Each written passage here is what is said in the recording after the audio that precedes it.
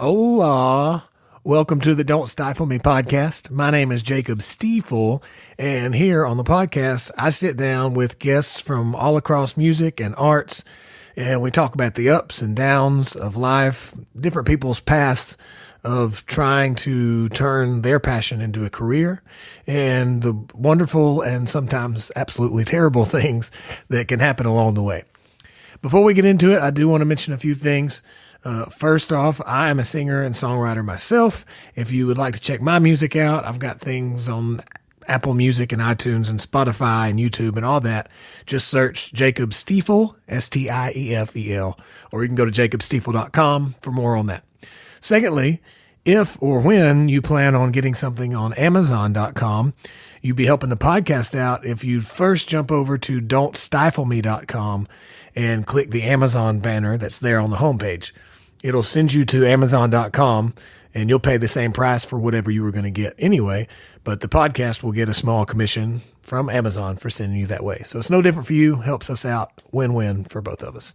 Lastly, if you would like more, you can go over to patreon.com/DSM podcast, and over there'll be some behind the scenes pictures and videos from here at the podcast in between, while we're recording conversations or just random stuff that goes on. Also, I'll throw up some MP3 downloads from time to time of some of the songs that I jam on with the guests. And it's all for $3 a month or $5 a month or as much as you would like to throw me. And all that goes to, online hosting fees and all that stuff that keeps the podcast coming out, ever so often. Yeah, all right. That's it. That's all of that. I believe I covered everything. How's it going? How are you doing? I hope you're having a fantastic day, morning, noon, night, whatever it is, wherever you are, whenever you are right now. But now, on this episode of the Don't Stifle Me podcast, I was lucky enough to sit down and chat with Robert Price. He's an instrumental tech and on-stage musician from time to time with the group Old Crow Medicine Show. He goes on tour with them and he texts their instruments, tunes everything, and hands it to them when they need it. But he also will play drums or play mandolin or whatever. We talk about all that. You might know Old Crow Medicine Show from their huge hit Wagon Wheel, but they've got a ton of other badass songs. Highly recommend you check out Alabama High Test, Down Home Girl, Tell It to Me. And those are just some of my favorites, to name a few. Anyway, Robert and I sat down. He's also a sound tech here in Nashville, and that's how we met. We met at the Exit Inn, which is a local Nashville venue, and we talked, and I gave him the card. And anyway, he was cool enough to come over to the house and record this episode, and I'm going to stop talking about it so you can listen to it. Here we are talking about all the things. Here's my talk with Robert Price. Pick it up the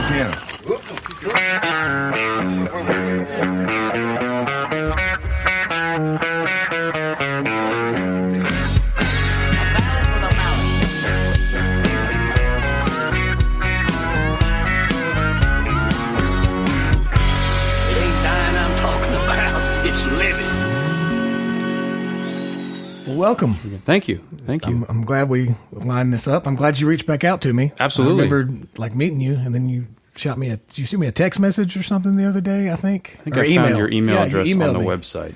Yeah. Yeah. That was cool. You gave me a business card, and it sat on my end table for a while, and then I was cleaning it off, and I went, "Oh, I need to check this out." And then I was on some flight, I forget where we were going.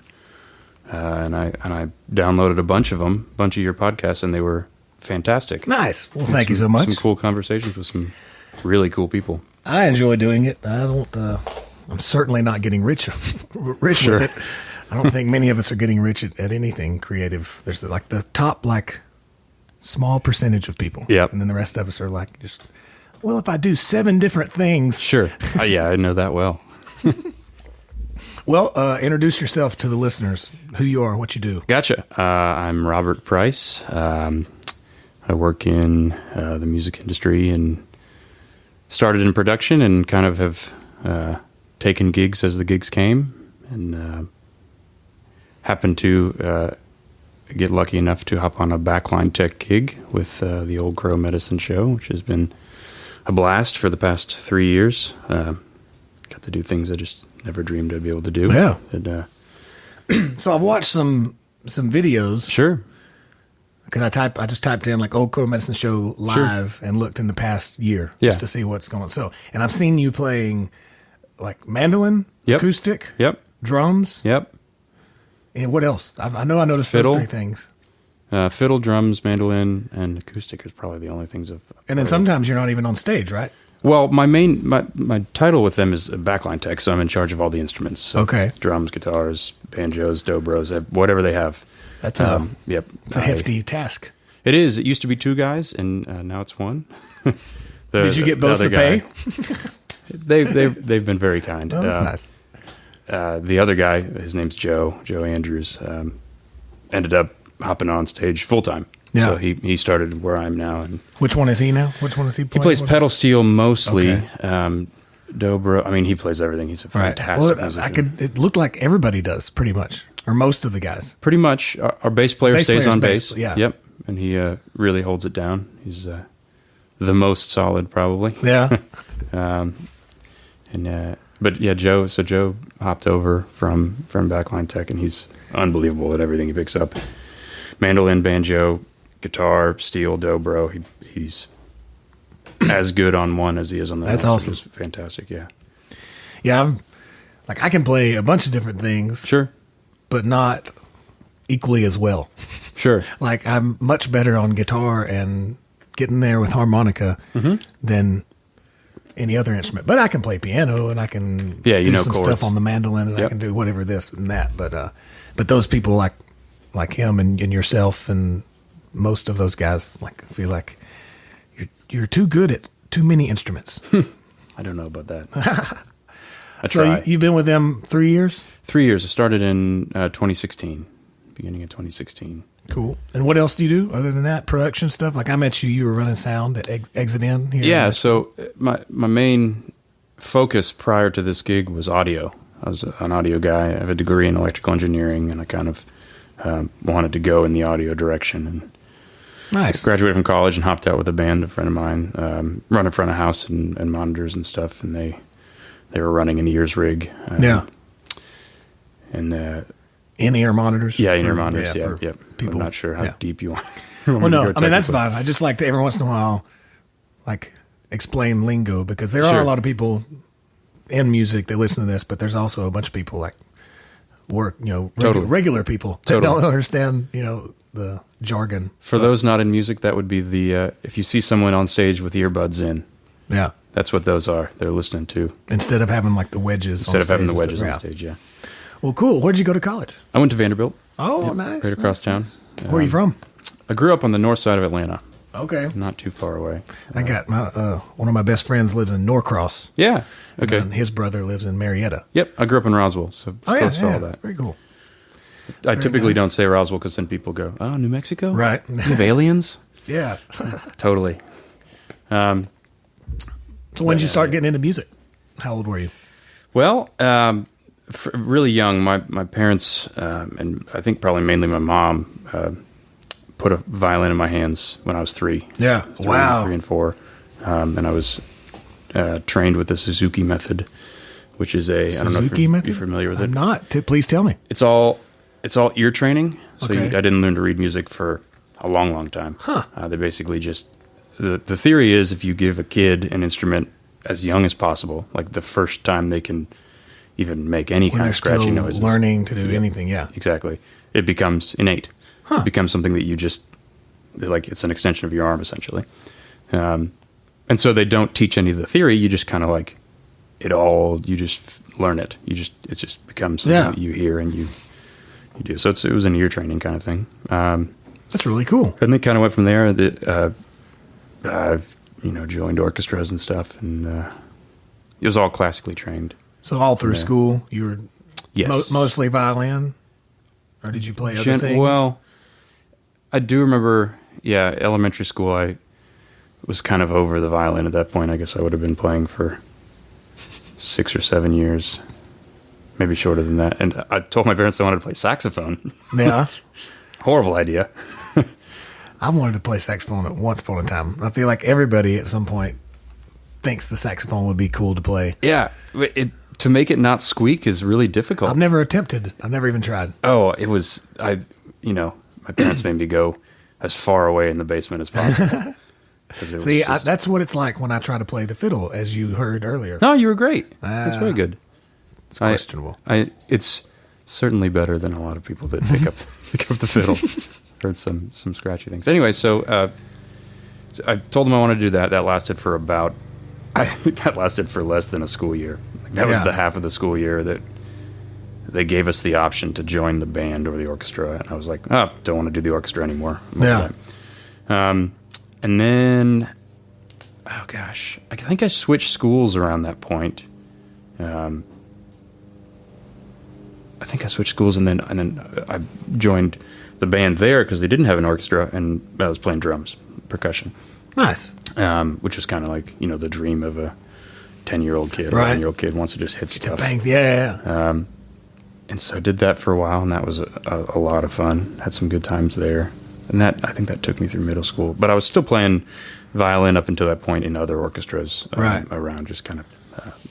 That's pretty awesome. Did you have brothers and sisters? No, just me. Just you? Just me. Nice. So you could be carted around to all the places. You're the only child, so they could take you to. Parents were very kind and supportive on all of those endeavors. Yeah. Which is very cool. A blessing. Really so great. You graduated high school, came up here to Vanderbilt. Yep. So I guess tracking back a bit, I played in a bunch of bands in high school. Picked up guitar. Picked up. Nice. Whatever. Stringed instruments. Played drums in a group that was a lot of fun in high school. And built a studio in my parents' basement. Convinced them to let me knock a giant hole in a wall. It was about 2.5 feet by 3.5 feet. Yeah. as a window. To see, So like one room is a control room almost. Very cool. And that window still exists. Yeah. It's not non-functioning. Just fucking around and recording and seeing and learning. Yeah. So we would this band was called Stifle, and they were great dudes from the high school that I went to. Went on to actually be a band called Reptar, if you're familiar with those guys from Athens, Georgia. They went to UGA. We recorded a lot down there. We set up a whole Pro Tools rig and good stuff, and we recorded a full. It was the length of a full length album, but we never really released it. We just kind of gave it to our friends. And How did you go about learning like the whole production side of things? Because I've messed around a little bit, especially with doing this podcast and recording acoustic demos. Just very, very sparse things. But that's like as deep as you want to go. Sure. You can go. Like as far as effects and knobs and switches and just. So how do you go about learning that? Did you just get the Pro Tools and just start messing with it? Or it was kind of trial and error. Yeah. I mean, I was always the guy in bands that like had the PA system or had the gear, had the mixing board. Knew how to hook everything up. Yeah, exactly. And that was kind of like the electrical engineering side of my mind that was really pumped about wiring a studio. Yeah. Like, how can we run this and have it look neat and be cool and work, function? I was just kind of always buying random gear from a generally pretty young age, probably. Because most kids are buying soundboards and that kind of thing. Were you making money by gigging in high school, or did you have like a part-time job, or what? The bands made money. It wasn't much. But that band festival, we had kind of a residency at this. I guess it was an Ethiopian restaurant. That's interesting. I don't remember the name of it, but they would feed us and they would give us probably $200. Were y'all doing cover songs too, or is it all original? Yeah, we covered a bunch of Bob Marley. It was kind of a jam band ish. Yeah, sure. It's an interesting divide to me amongst musicians. Is the whole like opinion of whether you should do cover songs or whether you shouldn't do cover songs. Oh, interesting. Because some people are like, no, man, I'm only doing original music. I'm not playing other people's songs. Sure. And then some people just want to go make money playing cover songs, and they have no problem with that. And then there's like all in between. I've always been kind of in between. I'm not anti-cover songs. I like playing my own songs, and then I love playing Willie Nelson songs. I'd love to do a whole show of just Willie Nelson songs. It doesn't bother me, but it's interesting to me the opinions that some people have. They're just like so strong. Yeah, I don't know if my opinions are that strong. on that. I cover songs are great. Yeah. If no one knows who you are, you can really hook people in with a good version of a song that they know. That's a little bit different. It kind of like tweaks things here and there, and you. Yeah, like if you're doing, I don't know. To me, if you're doing like a 45-minute set opening for somebody or at a festival or something, and nobody knows who you are. Yeah. You should definitely throw in a couple of covers. You've got to catch their attention. Yeah, right. Otherwise, you might have great songs, but if nobody knows them and they're just there to party and they're waiting on the main act or whatever, they're probably not going to be like, oh, I love the second verse of that song I've never heard before. Yeah. Songwriting is really deep. It really gets me. Anyway, so we did that, and I worked at a summer camp started working as a lifeguard, and then I kind of transitioned into this like odd production role at a summer camp. Yeah. Which was not, it was a Christian summer camp. And so like I was, part of the role was like leading worship and being the guitar guy. Was it there in North Atlanta? Or south side of Atlanta. Or south, okay. Just north of Griffin, if you. I played down around like Sonoy, Peachtree City. Sure. East-ish of Peachtree City. We had a bunch of people that lived in Peachtree City that came in there and worked. Anyway, I worked there, and that was a lot of fun. I did. So they needed someone to basically take care of all the AV stuff. Yeah. And then also they needed someone to like lead worship and be in charge of that kind of thing. And then it also morphed into like a photo video role. I was taking a ton of photos and like distributing these photos to campers. Anything to do with imaging, audio, and video. Yeah. So where's Robert? Just general production. Give it to him. Yeah. Which kind of still exists in that in that world, right? But, so that was very cool. When did you graduate high school? 2008. Okay, yeah, nice. I've gone from like, I remember for so long, I was always the younger. I was always the youngest person standing in the group talking. I've always like the youngest person on the road, and now I'm like getting to the point to where I'm sometimes the same age, but usually a little bit older than people. And I guess that's just part of life. I think that is. I'm definitely getting to the point where, and this has never happened before, probably because of my age, where people are like calling and asking for advice or like looking to come, at Exit In, where we haven't gotten there yet. Yeah. I also work and do production at Exit In, and I've had some people come and ask to, shadow, like come see what's what's going on. And it's like, sure, be happy to show you. Not well experienced in showing people how to do this, but you're welcome to come out. Yeah, it's like, I don't know, you got to be okay with, somehow be okay with knowing that you know more than some people, but even though you still don't know what the hell you're doing. Sure, and that's like just finding that secret, finding that line, I guess, is the trick, because like I've talked to my dad and so many people that are older about like, and they all agree that you just kind of get more okay with understanding that you don't really know what's going on. Sure. and in some way, that's not the best way to say that, but like, nobody really knows anything. Yeah, exactly. We're all trying to figure it out. And someone asks like, if someone asks for advice and you're like, well, I don't know if I'm qualified to do this and I actually don't know the answer, but here's what I think. Here's what my gut's telling me from having screwed it up for the last 6 years. Exactly. Exactly. So that's kind of where it's at. Anyway, so nice. Where were we? Oh, I don't know. Production. Graduate high school. Yeah. 08, is that what you said? 08. Nice. Yep. And then, so how did you decide electrical engineering? Always been the engineering kind of guy. Yeah. Good at science and math, and would get a D+ on English papers in high school. Yeah. That kind of thing.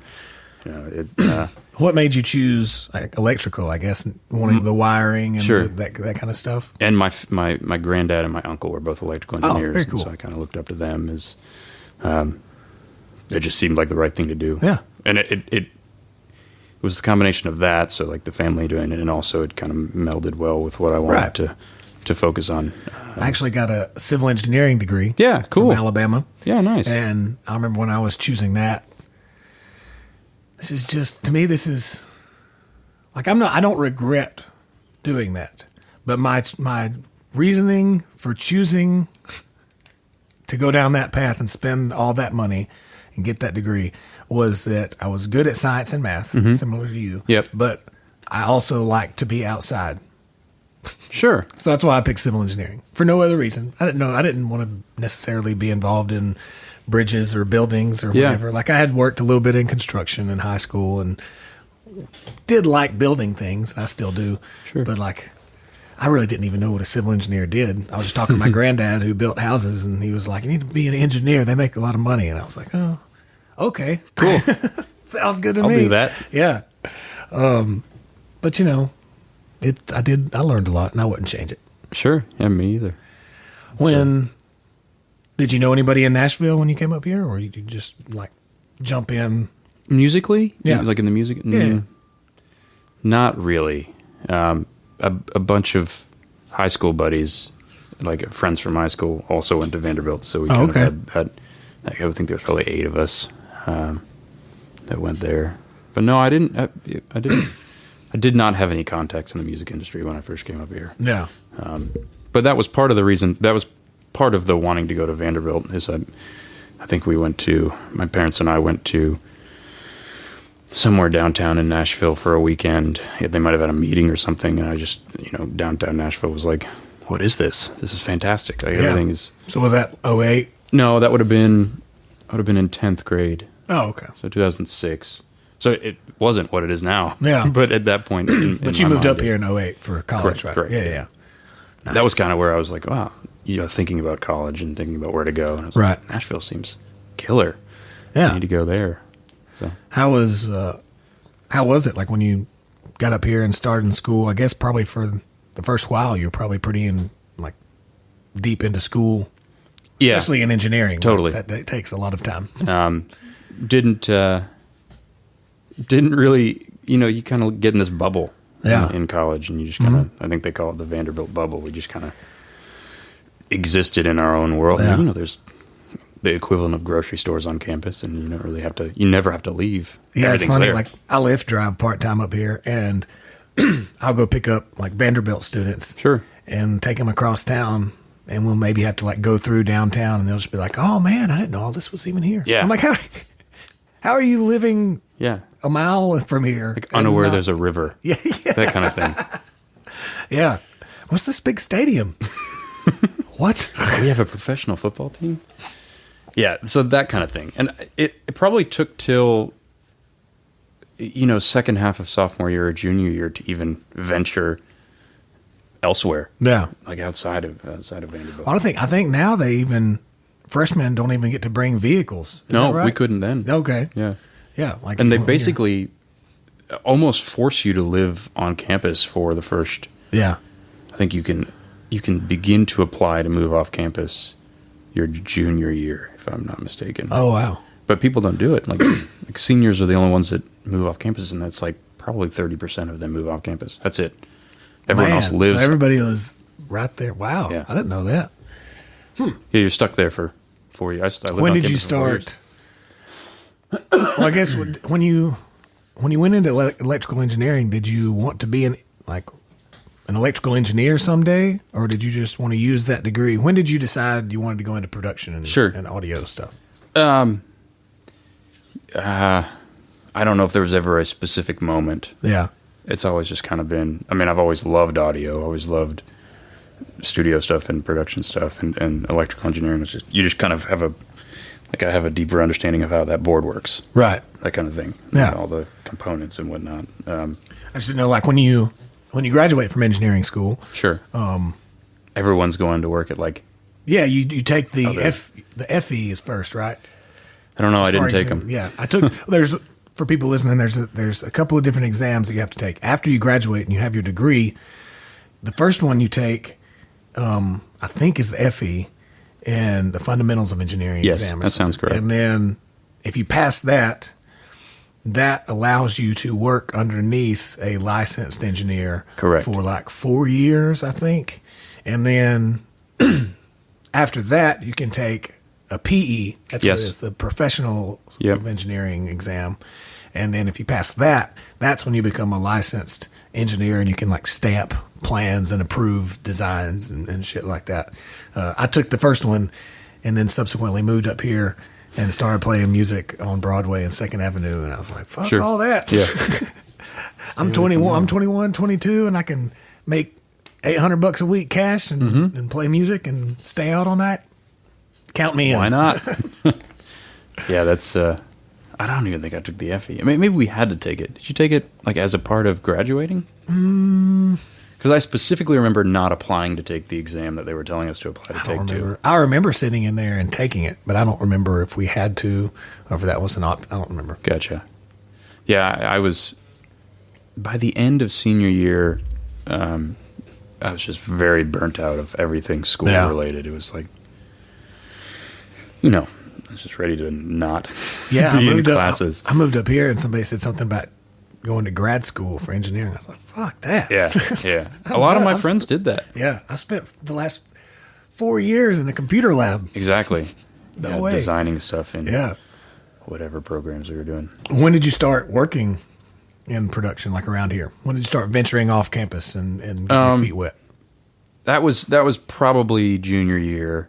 There were kind of two different streets that I was on simultaneously. There was this group called Mockingbird Sun, if you know those guys. Heard of them. They don't exist anymore, but they were a group of 3 songwriters that was just, they were unbelievable. 3/4 harmonies kind of, all the time. It was, I forget what they would used to say. It was basically like Tom Petty, Bruce Springsteen, and the Eagles all together. Sounds good to me. They were great. Fantastic. And so I started running sound for them, I think probably my junior year, just around town, at like Tin Roof and whatnot. And they would have some private gigs that I would come run sound for them. But it wasn't full time. And it's like 2010, 2011-ish? Yes. Yes. Cool. Yes. Just kind of as that group was just getting off the ground. They started as a group of songwriters that then kind of, formed a group as many trios and whatever do. And I always joked with them like, hey, when I graduate, I'm coming on the road with you. Yeah. And they're like, yeah, cool, you're doing that. And it was like, okay, kind of like as a joke. And then I graduated and it was like, okay, we going on the road or what? Yeah. So there was that route, which I ended up going out with them. And then there was another group that I was in where I was playing mandolin and singing, not leads, but singing backups. Yeah. And that group was called the Birch Tree Band. It was kind of a folk rootsy group, it was kind of just as Mumford and Sons, and that whole vibe was happening. Right. So, we were trying to do that thing, Avid Brothers kind of vibe. Yeah. And that ended up happening as well. So I was doing both of those simultaneously as I graduated. One of them paid more money than the other, but that's usually how it works. Yeah. So one of them I was playing in, one of them I was doing sound in, or started doing sound. Yeah. With them, and I hopped out. I think it was a weekend or two just after I graduated. Hopped on the first run with the Mockingbird Sun guys. Was that your first experience, like touring? Oh yeah, stuff that wasn't a one-off. Stuff that wasn't just like one gig, and we'd go down to Auburn and play for a night, or go to I forget where else we went. We kind of basically would just go south and play, or I think we might have done the 30A Songwriters Festival. Heard of it. I've never done it. I think we might have done that when I was still in school. But it was minimal touring when I was in school. Were they was it Mockingbird Sun? Mockingbird Sun. Were they like van and trailer, or would they have a van and trailer? Yep. Yeah. Cool. We had a 15P and trailer. We called it Dreamcatcher Spirit of the Horsewind. Because you got to name your vehicle, right? Wow, that's an elaborate name.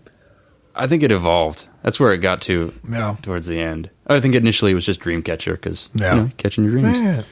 Yeah. I forget where Spirit of the Horsewind came from. We had all those weird things. We had some Dreamcatchers hanging in the van I had there for a while. We did. See, I had a van from 2012 to like 2015-ish that was a white Chevy. We called it Vanna White. Yes. And then sold that one. I think I got like 300,000 miles on that thing or something like. And I got a blue Ford. And I can't remember what we called that. Vanna Blue. I thought about that. I can't even remember. Sad day. Anyway, yeah, you got to name the van. You got to name it. Yeah. It it has a personality of its own. Spend too much time inside of her to not have a name. Exactly. Oh, sorry, Mom. Wah, wah. So we did that, and I'm not even. I guess the first run that I ever went on was just a chaotic run. It was 4 shows, and it was everything.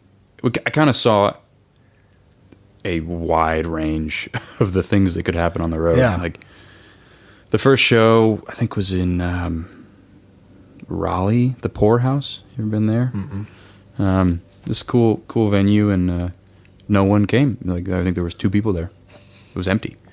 I've never been there, but I've played that show before. Yeah, exactly. So I was like, oh, this is where we are. This is the first show, and I think something weird happened. I was very green. Obviously, had no idea really what I was doing. Yeah. And trying to be the guy that is in charge of production on that kind of thing. Yeah. And I did something, and like the house audio engineer, like kind of reprimanded me. Like I was like, oh, don't touch that, that kind of thing. And I don't think I was doing anything crazy wrong. I just he might have been pretty weird. Anyway, it was bizarre. How does it work when you go on the road with a band, especially at that level, and you're running production? Sure. Like, were you like running sound, like front of house stuff, or were you tour managing? It grew and evolved, but I eventually was running front of house and ears from front of house. Yeah. So I had an Ethernet snake that I ran up to them, and then we kind of built it as it was. In-ear monitors. Yeah. But at that point, no, they just had a tiny little. I think it was an Allen and Heath mix wizard that was all analog hardwired for their ears that just sat. Yeah. And then we had a patch, like a split patch out. So you plugged into the split. One half went to their monitor board, one half went to front house. Okay. I didn't know anything about that first run, so I was trying to figure that out. Yeah. So to continue with the first run, that show was horrible. The second show, we went up to D.C. Yeah. And it was sold out. Really? Yeah, it was just like... the two ends of the spectrum. Exactly. There. Yeah. It was Hill Country in D.C. I don't know if you've ever been there. You should play it. It's a great place. Yeah, it's Hill Country. 250, 300 cap room. Okay. Just kill it. It's a barbecue restaurant up top, and then down below is a venue, and it's all kind of Texas themed. Yeah. They've got one in D.C. and one in New York. I think I have seen that online. You got to do it. Texas themed, yeah, because I remember seeing that when I was in D.C. last year. Yeah. They feed you. They give you all the barbecue you could ever want. Just keep bringing it to you. I'm in already. And they're just killer. Anyway, so it was sold out, slammed, crazy show. Yeah. And it was great. We it was the first night was just total low. Second night was total high. We're driving back to stay. My parents had a place in D.C. at the time. We're driving back to stay at their place, and coming up the hill, and the van dies.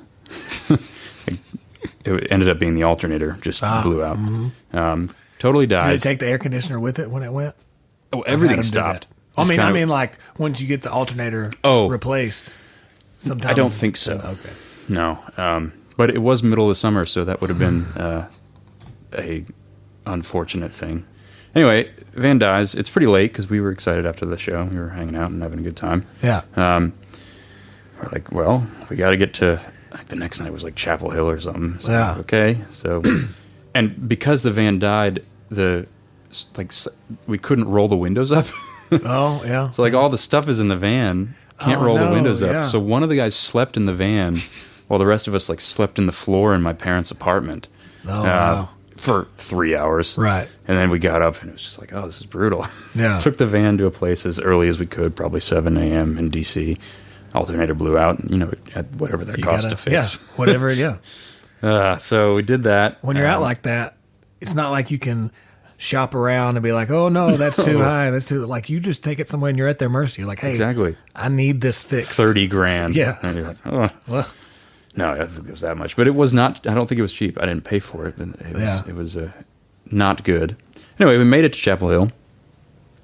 Played the show in Chapel Hill. The first night or second night? I think it was the first of those. Local 506. You ever done that one? I've never done much on the East Coast up that way. It was kind of all these 300 cap rock clubs. Did that. one of the guys in the band has diabetes. Yeah. And he got really low after the show. We didn't know. And he slipped into a coma. Oh, shit. Overnight. Yeah. And so Man, woke this up is a the crazy next weekend. dude, the worst The first run weekend. ever. Woke up that next morning to him in a coma, and he's like rigid, stiff. And I was like, wow. is everything okay? And they were like, nope, this is bad. So we jammed a glucagon pin into his leg. Yeah. Started rubbing like icing all over his lips and whatever. And like wow. he came to, and he had a blood sugar of like 12. Oh, shit. Which is very low. Yeah. I mean, people die at 30, 40. I don't know that, but I know it's low. I know It's really low. I've heard my granny, she's diabetic, and I've heard her like testing hers, and like 100 is okay. Yeah. So I know just by that. Sure. that 70's 12 low. is incredibly low. Like near death. Yeah. But very, very not good. Anyway, I did that. And then we were getting something out of the trailer. And I was the trailers with the drawbridge door. Yeah. They're spring loaded. Okay. The cable got off of the windy thing. Oh, no. So I was going to, being the engineer guy, Right. I was going to fix it. It was going to be Yeah. great. It's totally, make a really good I got impression this, on guys, everyone. yeah. I got this. And I started yanking on this bolt that was holding the spring. I didn't think about it. The spring had a lot of pressure on it. The thing pops. My pinky gets stuck up in it. No. And like takes this chunk out of my pinky. And I was like, oh. Anyway, so that was horrible. And then we played. It's a wonder you didn't get back to Nashville and say, I quit. I'm never doing this I'm again. out. Yeah. Oh man. So that was it. That was the first run. It was all the good and all the bad. Mm-hmm. It gave you a good basis of things that might happen. Exactly. Anything can happen. Yeah. It was crazy. Anyway, from there, they were open up for Toby Keith, and we did a bunch of runs with him that were killer, and that kind of solidified. Yeah. I probably want to stay doing this. Right. As opposed to How long were you with them? 4 years. Oh, wow. Yeah. Okay. And we kind of did any number of things for them. Started at audio, played bass for them for a while. Built their whole audio rig, all the racks and stuff, and Yeah. they ended up kind of moving in a tracks direction where they had bass on tracks, kind of as the Sam Hunt thing was happening. Right. Trying to stay relevant with that. What, while you were doing all that, what else were you working on? Like, Sure.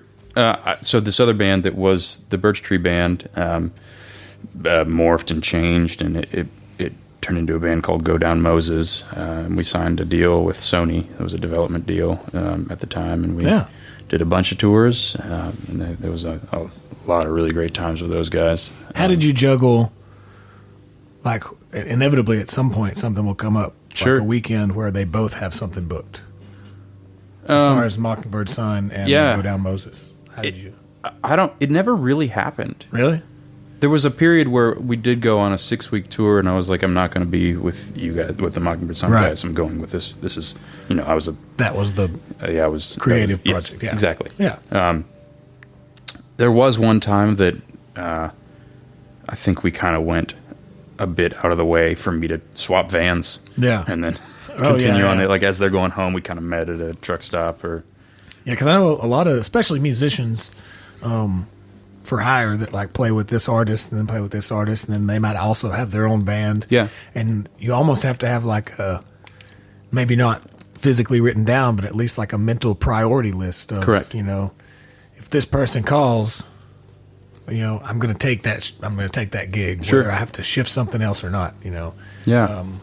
But if other than that, you also have to keep it. I don't know. Like, what's the balance of if this person calls, I'm taking that gig no matter what, even if I have to cancel something else, versus first come, first serve. Sure. Like, if you're a bass player and this guy asks you to play bass for this weekend of shows where you're going to make $300 for the weekend, Sure. but then this other artist calls and asks you to come play a festival, and she'll pay you of $800 or whatever, Sure. $500 for one show. Sure. Like, there's a balance there of doing what's best for you monetarily, but also being dependable because you don't want to be that guy. No, it's like, totally I can make not. $50 more doing this show. Fuck you, I'm out. You Yeah, know? I don't know. It's a difficult balance. I Yeah. try to be the dependable one. I would hate to. You know, if someone's got everything planned out and then all of a sudden you call and drop the ball last minute. I've had that happen. It's no fun. No. It's not at all. I've not done that to someone, but I had a drummer one time, had him booked for a while, and then it got to be like a week or two before that run. Yeah. And Martina text McBride everybody. calls him. I don't know what happened, actually. I don't think I've actually talked to him since then. Sure. I just took him off of all the shows. I was like, I'm no longer going to use you. John who? But yeah, he just ghosted me. A bummer. I was like, hey, you're still good for these shows, right? Didn't hear anything. A couple days later, hey, you're still good for these shows, right? And you didn't text back. They never text back. And so finally, like the week of those shows, I had to scrounge around and I found somebody else like last minute. But Did he never said like, sorry, dude? If so, that's a horrible move. I don't think so. Man. I knew the guy that was playing bass for me at the time was friends with him. Sure. And I think they talked about it, and my bass player told me that he felt really bad about that and apologized. Like, well, I never heard anything. I don't know. He may have sent me a message and apologized, and I don't know. Bummer. I no longer care. Sure. It was shitty at the moment, and I was kind of mad, but whatever. You know, that was like It is what 2 or it 3 is. years ago. I've done and forgotten a lot of things since then. Sure. So. Sure. Cool. So you did Mockingbird Son for 4 years or whatever. I was with them for 4 the years. Go Down Moses thing. How did that play out? It fizzled. Yeah. We A lot of things do. parted ways due to artistic differences. Yeah. And they now have a different group that's kind of a pop act that I'm no longer a part of. What did you have through this? Did you have ever have a day job during the week, in addition to the production and jamming? Like what did your Tuesday during the day look like? I very briefly worked as a counselor at an after-school program down on the south side of Nashville. Yeah. But I think my scheduling just made it too hard for them to. Speaking of being reliable, Yeah. I openly told them when I interviewed with them, like, hey, if I get a call to go on the road, I'm going on the road. Right. Like, That's got to be. I don't out want to there. be. Yeah. I don't want to be an after-school care worker for Long term. Yeah. And there were a couple times where I think I had to call in last minute. I never ghosted them, but I had to call in last minute, during the week and be like, hey. Well, yeah, as long as you put that up front. Yeah, I was And, like, and I think it just became too much, and they kind of stopped scheduling me, which is fine. Yeah. They were very nice, and they helped me out in a time when I was trying to figure things out. But I think that was kind of it. I mean, I've done a lot of production side jobs, a lot of video work, a lot of just small other things. Like when you were at that camp in high school, and anything that comes up, it's like, Exactly. hey, who can do this? Exactly. The Robert guy. Yeah, we'll get him in here. Yeah. Get him to do that. Yeah. But So how did the? Okay, so after Go Down Moses, Sure. What was going on then? So Mockingbird Son actually lasted longer than that. Right. And in the last year that I was with Mockingbird Son, I got a call from, I guess backtrack. There's a guy named Josh Hunt. You know him? Drummer? No. Killer drummer. Yeah. Fantastic drummer. If you ever need a drummer, call Josh Hunt. All right. Josh Hunt. Josh Hunt. You heard it here, folks. Shout out Josh Hunt. Yeah. He used to play for Alison Krauss. He still plays a little bit with Jerry Douglas and that crew. Yeah. And he was friends with Joe Andrews, who was at the time the Backline Tech for Old Crow Medicine Show. Okay. And this was as things were kind of morphing with Old Crow, and Gil Landry was deciding to do his own solo project, who was the dobro player for Old Crow. Yeah, because I know they've shifted members through the years. All the time. Yeah.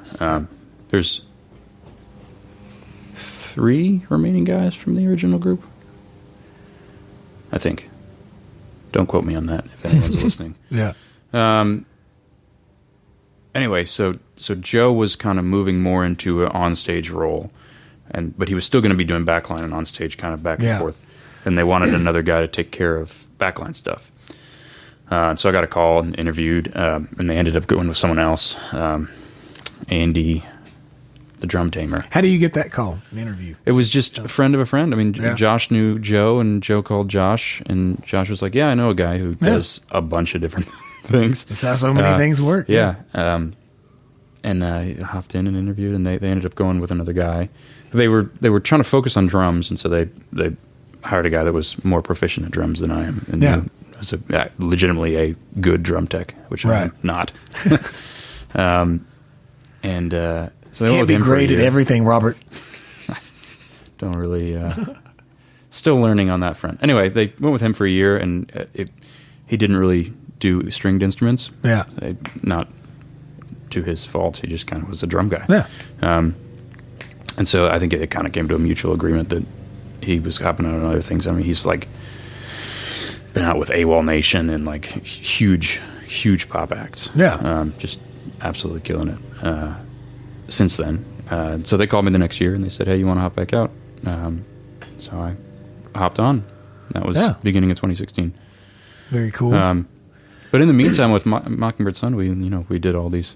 We went all over the world. We traveled with, Navy Entertainment. Mm-mm. It's, I think it's just a private company that hires acts to go entertain troops. Oh, cool. On bases and in other places. So we played like Guantanamo Bay. Oh wow.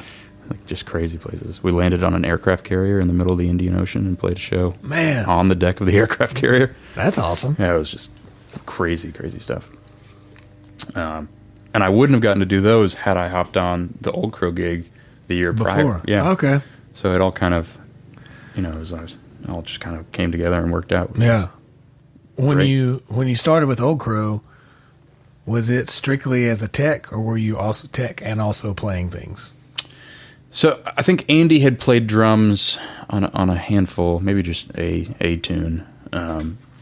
That's curious. I'm interested in how they decide who plays what on which song. Oh, the very first show they told me to get up on drums and play, and I had never heard the song. And so we're sitting there at soundcheck, and the big room and soundcheck for our rehearsal, and they're like, "Go!" How big was the show? Was it a theater, or was it a festival? Or the first run I did with them was a run of theaters. I mean, we were doing like the Louisville Palace. And just, 2,000 cap rooms, theaters, maybe a little bit bigger at Louisville. Yeah. But this was a rehearsal before the shows. I was kind of getting everything under my belt. And we played through it once, and they were like, "Cool." Fair enough. Okay. It was just a train beat. It's kind of like... Yeah, I think I saw you playing drums on Wagon Wheel, I think. That started happening. Video. Yeah, started happening last year, which is also mind-blowing. Yeah, nuts. Just crazy. I remember hearing that song for the first time in 2003. Sure. I was a junior in high school, and we were eating at Hardee's. I don't know why I remember this exact moment. Sure. We were eating at Hardee's before a football game. And one of my best friends at the time comes screeching, wheeling up into the Hardee's parking lot in his little shitty white S10 pickup truck. Sure. And blaring wagon wheel. Yeah. He jumps out. He says, "Stiefel, you got to hear this song." You heard this? Just cranks it up, and he played guitar, and he and I played together a lot at the time. Sure. And so we learned it, and we played that. I mean, every time we ever got the guitars out and we're hanging out with friends or whatever, we played it every time. Everybody's like, "Stiefel, y'all play Wagon Wheel, play Wagon Wheel." And like at that time, nobody had really heard. It was 03 or something like that. So like we were the first ones in that town to hear it or whatever. And then it was like, as time progressed and went to college and then moved up here, it was like it got more and more popular. Yeah. And then you helped break it in that town. Yeah. I don't know. I doubt that, but whatever. It was a very grassroots thing, as I understand it. Just kind of people heard it and just kind of grew. Threw it on burn CDs and trade CDs, and it was on. Yeah, I think so. Oh. Yeah, I remember illegally downloading it. Yeah, that's funny. Sorry, guys. Yeah. So what all other songs do you play on? Like what other instruments do you play on? What songs? A lot of drums. Yeah. Gosh, I play on a song called "Tell It to Me." Yeah, it's a great tune. That's one of my favorites. "Tell It to Me" and "Alabama High Test" are my two favorites. Yeah, Alabama High Test is fun. We do a super quick instrument change mid-song as the key changes. Yeah, where I run out and grab a fiddle, throw a harmonica in front of his face, and he just starts and plays a solo. That's a fun one. Play drums on, just kind of whatever they ended up deciding. Yeah, I guess it depends on the show as to what's in the set list. It's ever changing. Yeah. And so it's like, you want to play drums on this one, and we'll try it for a few shows, and then if it doesn't work, it doesn't work. Yeah. And we kind of move on. How do they make those decisions as to like what song this guy's going to play banjo on, and then this other song that has a banjo in it, this guy's going to play banjo on it? Sure. I guess years of doing it, and yeah, and they're always trying new things. Yeah. And even on this recent tour, we're just like kind of rearranging songs, but partially probably because they're kind of bored, right? Yeah. but also like you've been playing the same songs for 20 years. Yeah, I'm sure by this time, them playing Wagon Wheel is probably like, the Eagles playing "Take It Easy," sure, or something. That one I ended up hopping up on that one because we were doing we did a Bob Dylan record last year, a tour on Blonde on Blonde. Oh, nice. Top to bottom, the whole record. And Wagon Wheel was in the encore, and there were so many drums on the songs for the Bob Dylan record that when we got to Wagon Wheel, it felt like almost like a downer. Kind of a letdown and like a slow motion kind of vibe. So they were like, well, we try drums. And so Corey used to be playing Mando. He hopped over on keys, and I hopped up on drums, and Joe hopped over on steel. And so it was kind of a more full band thing. Yeah. And it just kind of stuck. Nice. Which was fun, crazy. Yeah. Well, what else are you doing besides still out? Are y'all touring a lot right now? Or Just ended. Okay. Yeah. We're done for the year. Got a couple Opry dates, and then we'll do the Ryman for New Year's. When they go out, or when y'all go out, how long of a time are you out? Because some people do 4 days and back, and 4 days and back, and some people are out for 2 months. They do it all. Yeah. We've done Weekend Warrior stuff. Yeah. We've done 3-week-long runs. I mean, typically if we go to the west. Bus? Yeah, two buses, 2 trailers now. We had a semi a couple years ago. Back down to 2 buses, 2 trailers. If we go west, it ends up being a longer run, obviously. Right. So, you don't want to go out west for 2 days. Yeah. kind of do it. So we stay out there for 2 to 3 weeks. And then usually the Northeast will do longer Northeast runs. Southeast stuff is kind of Weekend Warrior stuff. And then, we did a week in Europe last year, a week in Australia, which is probably short for Australia. A week? Yeah. That's a long journey to go for 5-6 days. It might have been 8 days, but it felt short. Like you're just finally getting over the jet lag, and then you come back. I've never traveled. I've never flown outside of the country or anything. But I've heard a lot of people talk about the whole jet lag and thing, and how that's not a myth. Like that's really like it definitely. It's no joke. Yeah, I've got my mom's brother, my uncle. He and my aunt, they live. She's from Singapore, and he's worked all over that part of the world. He's in the oil business, so they're constantly. My whole life have been like they'll be in Singapore for a few weeks or a couple months, and then they live just north of Houston, Texas, so they're back and forth pretty frequently. But I know like whenever they come, they've been over there for a while. Whenever they come back to Texas, it'll take a good 2 or 3 days before my uncle is in like mental clarity. Yeah. Yeah, it's no joke. And I always think that I'm going to be able to, every time I'm like, okay, I got this. Yeah. Like I can either mentally get around it or can try and shift my schedule slowly leading up to the trip or whatever. But it never works. And usually it's because to get there, you have to stay up for 30 hours. Yeah, because I'm horrible at sleeping on planes. Yeah. I don't know. I've never flown over 3 hours, I don't think. The furthest I've gone is from here to L.A., which is like 3.5 hours. Sure. Like that. But I don't know. It depends on, to me, it depends on the temperature in the plane. Yep. and who's sitting next to you or Certainly. not sitting next to you. What odors are around you? Yeah. Someone's eating their beef jerky loudly next to you. I rode with I went on a short acoustic tour with an artist not long ago, and I was playing guitar for him, and so we flew out to Utah. Yeah.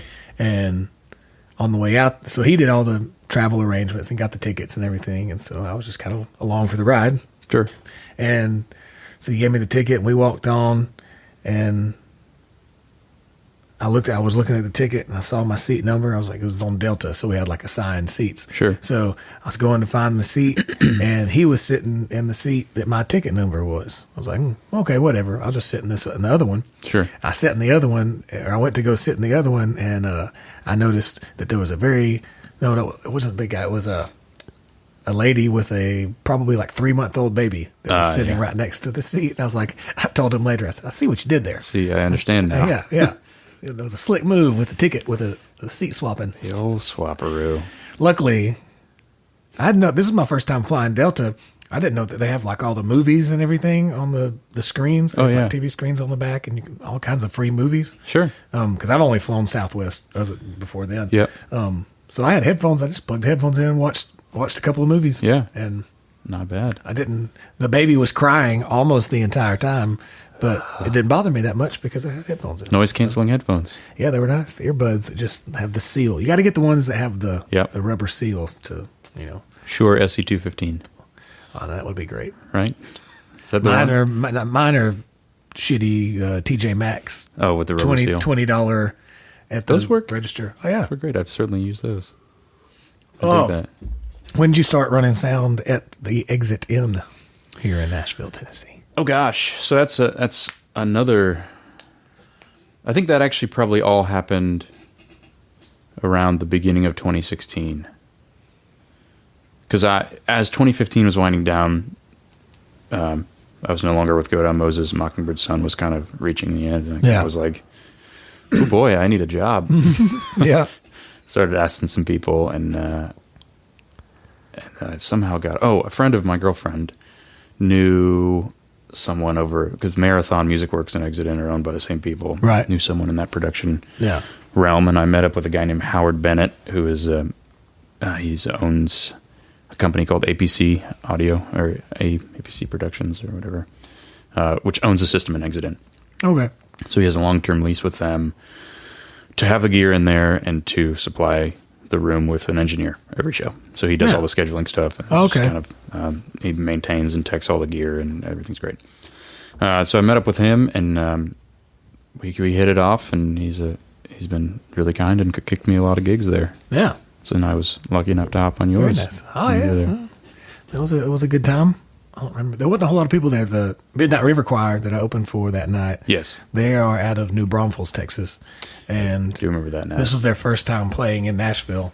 So my buddy... Yeah, it was also a Tuesday night or something. Yeah. My buddy Bob that played bass for him, I got the gig through him. He's like, just so you know, this is our first time playing in Nashville, so we're not expecting like a lot of people. Sure. And I said, well, that's good because we're in Nashville and I live in Nashville, so I probably can't bring a lot of people. Sure. So it's the weird thing about living here. It's really hard to develop any kind of a fan base or something because everybody is involved somehow in music. Totally. And if they're not playing or working, very rarely are they like, I want to go out to a show. Exactly. Hey man, come see my show. Yeah. Come pay $8 and Oh man. But you guys were very good, and the thing that struck me about that show is how positive you guys stayed in you could have easily gone down the depths of, oh, there's no one here, this is going to be horrible. Yeah. Whatever. And you guys didn't do that. You guys were I always try to keep it like, regardless of how many people are there are people there. Exactly. People are watching. You don't want to play a shitty show for the 6 people that are there. No. They came out to see it. Yeah. It wasn't 6. I think there were probably 50 people there. Yeah, that's which feels small in that room. Right. Yeah. But that's 50 people. Right. Yeah. And y'all crushed it. Y'all were very good, as I recall. Well, thanks. I appreciate that. And there are plenty of acts in there that I need to do more band shows. That's one of the few band shows I've even played this year. Really? So, yeah, I did I've been doing mostly solo, like acoustic stuff. Cool. Because Writers round kind of stuff, or well, your no, own shows? I'll go out and I'm from Alabama, so I'll play Birmingham, Mobile, different places in Alabama. Yeah. And I can go and play acoustic and make a few $100s. Exactly. Whereas if I, for years, I toured with a band and we'd go to Kentucky, Georgia, Texas, wherever, and I'd just pray to break even. Sure. Which Lose is understandable. $800. That's the way it goes, But yeah, here lately I'm just like, I can go play by myself and play whatever I want to play, and I don't have to worry about the drummer screwing it up or whether or not the bass player knows the right notes or, Whether or not you have to, you don't even have to make a set list. Yeah, no. You don't have to buy hotel rooms. You don't have to buy all that stuff. It's just, I get it, but that's just where I'm at right now in my life. Who knows where I'll be next year. Did y'all do a cover, and I could be remembering, I think I did a couple acts that were similar. Did y'all do a cover of Whipping Post? Maybe not. There were a couple kind of... We have before, but I don't think we did that night. Speaking of covers, bring it full circle. Yeah, no, I'm trying to remember which. Well, I'm sure we did at least a couple of cover songs. Sure. But I don't think that was one of them. I don't even remember who played with me that night. That's bad. I know Jack was on guitar. I think there was 4 of us. I remember your bass player, and I don't remember his name, but he was... I think Brooke played bass for me that night. Also on a podcast. Yeah, because he had just recorded one. Yeah. He was telling me that was the about first time he'd actually played a show with me on bass guitar. Yeah. We've both played in a band for another guy, but my usual bass player couldn't make it that night. But Brooke's great. He hosts the Jazz Jam every Sunday night here in Nashville at Rudy's Jazz Room. People listening, you should go. Sunday nights, 9 o'clock. You should go do it. Have you ever been to that? I have not. I need to. Yeah, it's awesome. I believe, speaking of that, I think Josh Hunt plays drums at that often. Oh, okay.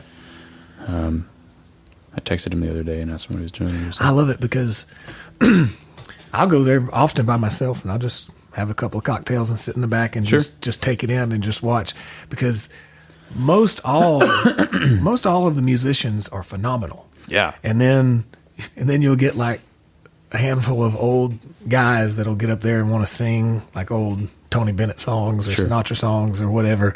And some of them are good and some of them aren't. But it's just hilarious. There's like a couple of them that are regulars and just brightens my day when they get up there and sing. Because, they probably look forward to that. Like every week, all week, to get up there and do their 2 songs. Yeah, this is their thing. Yeah. How do they, this might sound trivial, but is it a karaoke thing? How do you get other people to just hop up there and... Well, you can sign up. Like, there's a list. Oh, okay. It's an open jam. So when you go in, it's like $10 if you're not going to play. Mm-hmm. But if you're a musician or a singer and you're going to play, then it's $5. Okay. And interesting. Then when you go in, there's like a sign up sheet. And so you sign up and say, Jacob Stiefel guitar. Sure. Or whatever your instrument is. And then some people just want to sing. And so they'll get up there and it'll always be like there's a set of house musicians that start out the night playing like 5 or 10 songs. Sure. And it's usually Brooke on bass, and then he'll have a different piano player, a different drummer, and maybe like a horn player. Okay. Cool. And so they'll start out first little while. Then they'll start getting up like a different piano player and horn player, or a different drummer and whatever, and just kind of shift it around. Cool. And then later on in the night, they'll be like, all right, we're going to get some people up here to sing now. It's like 9 to 11. Gotcha. I think like the first hour and a half is just jazz instrumentals. And then at some point they start getting people up to sing. And then it's just like, hey, do you know this song? Do y'all know this song? We got some charts here. Sure. Okay. Everyone hang on. Yeah. Yeah. It's very, here we go. But everybody that goes to watch, I love it because everybody that goes to watch is there to watch, to enjoy the jazz jam. Yeah. Every once in a while you'll get a table of people that aren't paying attention, but for the most part, everybody's watching, listening, clapping after the solos. Like it's a really cool environment. I enjoy it. I don't get to go every week, but when I do, I enjoy it. Yeah. You don't get the bachelorette parties coming in. Oh, no. Yeah, because it's also kind of hidden here in town, so it's not like there's not down by me. People. Yeah, it's in the Gulch area. Oh. Rudy's is. I thought it used to be down in, what was the jazz room down kind of in Green Hills? I don't know. Well, Gulch is close. I'll have to research that, yeah. Yeah. Yeah. Well, what's going on now that you're off the road for the winter? Doing a bunch of just random stuff here and there. I did a one-off with a friends group, band called Mama Deer. I've heard of them. You know those guys? Yeah. Yes. They're fantastic. I've heard of them. I don't know. I don't remember, but I've heard of them somewhere. Another 3-part harmony group. Yeah. Great Killer harmonies. We did a festival out. I think this was a fair in Winston-Salem. The Dixie Classic. It was a good one. Nice. Just got back from that. Doing a bunch of video production work, doing some corporate commercials. Nice, yeah. which is a lot of fun. It's actually been a good challenge and nice. And then working at Exit In, started doing a little bit of small work at, do you know the room Analog? No. It's in the Hutton Hotel. Okay. Which is not as weird as it sounds. A venue in a hotel is. Hutton's a really nice place. So, yeah. you know. When you tell people it's a venue in a hotel, you can see the look in their eyes. It's like, yeah, it depends on the hotel. Yeah, exactly. Yeah. Exactly. I've played some of the other kind of yes, hotels, and those are sketchy. But the Hutton is like one of the nicer ones in town. So, yeah, and they've got a separate entrance for the venue. It's a proper venue. Yeah, it's like cool. a very legitimate venue. Started working over there, and just kind of doing random stuff here and there. Yeah, still, I guess still going to be with Old Crow once the tour and start. It kicks back up next year. Everything gets going again. Next year might be a bit of a hiatus. They're they're trying to see where they want to go from here. Yeah. But we'll still be doing Opry dates. Yeah, they're doing that, and then we got New Year's, as I mentioned, at the Ryman. Yeah, which is always a blast. Yeah, that'll be great. Fun. I don't know what I'm doing for New Year's this year. Come hang. I think I might do that. Yeah. Last year. I can't remember if it was last year or year before. I worked. I think it was you. I don't know. I worked. Jason Isbell played with John Prine at the Opry House here in town. And Chance that you met downstairs is Isbell's merchandise manager. Cool. Goes on the road with him and sells and manages inventory and all that. That's a hard job. Yes, that's a lot of stuff. He's very good at it. And so every once in a while, if he needs help, I'll go help. Yeah. Sling T-shirts and whatnot. I think that was, I think that was last year, but it may have been the year before. I don't know. My memory, it's going, Robert. Sure. It's all running together. Merch sales, man. It's as I haven't done much of it, but it's a study in human psyche. It is. You get weird interactions. Yeah, you should hear it. Some of the Chance's stories are fantastic. But it's all too often very unappreciated. Oh, certainly. Like that's, for some reason, to people on a lot of tours, like that's the low man on the totem pole, and people don't really care that much.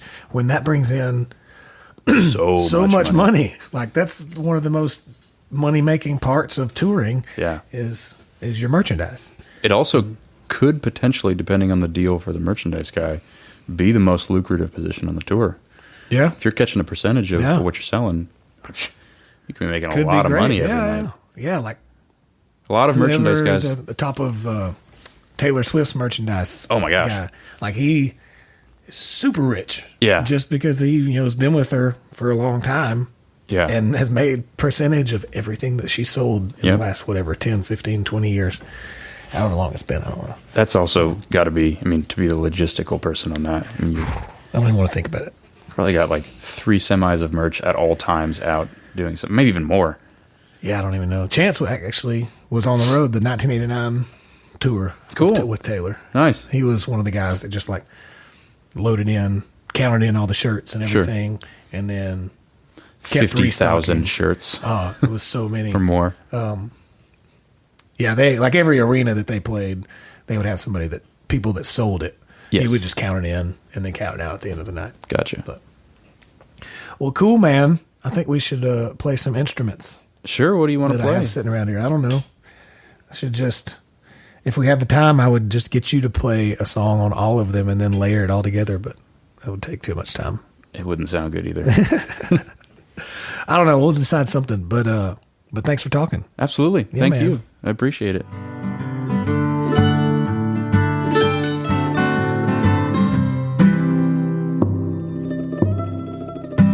Okay, I'll make this quick while Robert and I are jamming in the background. Thank you for listening.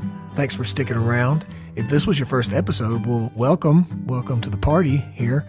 You can check out don'tstifleme.com/065 for show notes on this episode, some links to Robert's social medias and the band and Old Crow's social medias, and I'll throw up some videos on there too. So go check it out. If you enjoyed this talk, well, I would love it if you would subscribe to the podcast here so you can get the new episodes. Also, if you'd like to share it with anyone that you think might be interested in these talks, that would be great. Even more, if you're an overachiever, you could go to Apple Podcast app and leave a rating and review. That'd be great. If you're planning, let's see, what else? Amazon thing. Yeah, if you want to get something off Amazon, just real quick, before you go to Amazon, jump over to don'tstifleme.com, and there's an Amazon banner right there on the homepage. If you just click that, it takes you to Amazon, then you can just go about your day as you would have anyway, and we'll just get a small commission on what you would have spent if you whatever, from the get-go. You could also go over to patreon.com/DSM podcast. Over there for a few bucks a month, you can get behind the scenes access to a special feed that I put up there of pictures and videos and links when the podcast episodes come out, and some MP3 downloads from time to time. All kinds of stuff. Just go check it out. Patreon.com/DSM podcast. Okay. The podcast social medias are all at DSM podcast. My personal accounts are all at Jacob Stiefel, and I run it all. And ladies and gentlemen, that is it. Boys and girls, children of all ages, thank you. Have a beautiful rest of your day, and I'll talk to you again soon. Okay. When I first met you, babe, you were a red light girl, and I tried to take you to a better world, but you would not listen. Still you think I am a fool.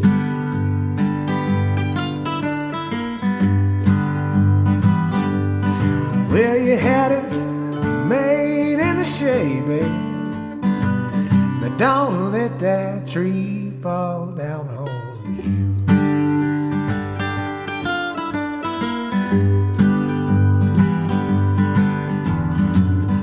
I work for the railroad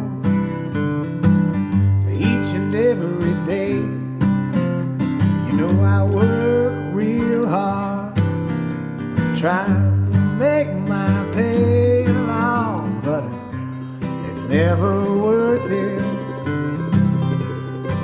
What you supposed to do?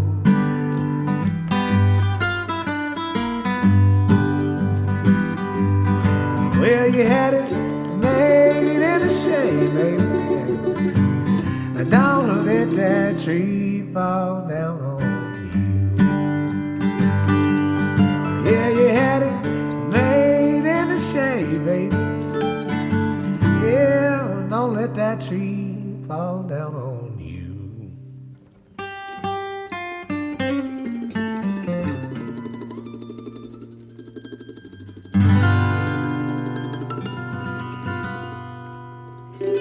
Yeah. Something like that.